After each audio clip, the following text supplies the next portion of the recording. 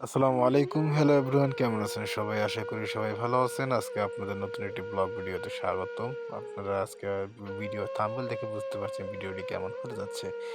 গেছিলাম উধুনিয়ার সিরাজগঞ্জ জেলা উল্লাপাড়া থানা এবং উধুনিয়া গ্রামে বা উধুনিয়া এলাকায়।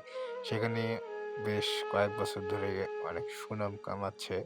কারণ ওখানে নতুন কয়েকটা কফি শপ প্লাস আপনার মানে বিনোদনমূলক একটি পার্ক ওখানে তৈরি হয়েছে। তো আমি জানা ছিল না যে ওখানে একটা শিশু পার্কও আছে। তো আমি গেলাম, যেয়ে দেখি যে একটা শিশু পার্ক। তো শিশু পার্কে ঢুক ঢুকতেই দেখি যে না, ভালোই, একদম খারাপ না। তো আজকে সেই সমস্ত শিশু পার্কের ভিউটা দেওয়ার চেষ্টা করব আপনাদের মাঝে। তো দেখতে পাচ্ছেন পার্কটা কিন্তু বেশি বড় না, একদম ছোট একটা পার্ক। শুধু সবেমাত্র হতে যাচ্ছে বা সবেমাত্র পার্কটি হচ্ছে। এখনো সেভাবে পরিপূর্ণভাবে পার্কটি হয়ে ওঠেনি। তো আমার কাছে পার্কটি খুব ভালোই লেগেছে।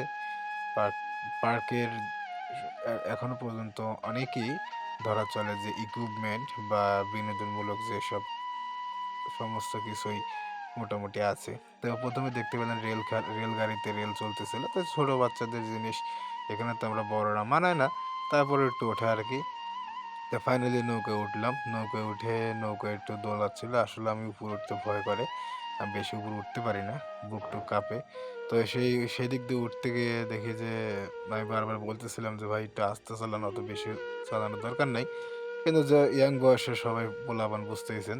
যে ওরা বলে, "মামা আরো জোরে দাও, মামা আরো জোরে দাও।" আমি আমি শুধু বলি যে, "মামা আর দিয়েন না।" তারপরে এইভাবে চলতেছিল। তো আমার কাছে মোটামুটি ভালোই লাগছে পার্কটা, একদম খারাপ না। আশা করি আপনাদের সবার ভালো লাগবে। আমার কাছে মোটামুটি পার্কটা অনেক ভালো লাগছে। বিনোদনমূলক একটি পার্ক। এখানে খাওয়া-দাওয়ার জন্য পর্যাপ্ত পরিমাণে হোটেল, রেস্টুরেন্ট সাথে পাওয়া যায় বা হচ্ছে আরকি।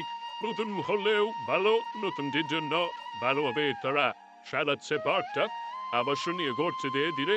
তো যাই হোক, আজ আর বেশি কথা বলবো না।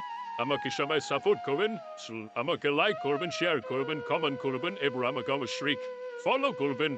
তো সবার দোয়া কামনা করি এবং আমার নতুন চ্যানেল থেকে সবাই এগিয়ে নিয়ে যেতে সাহায্য করবেন।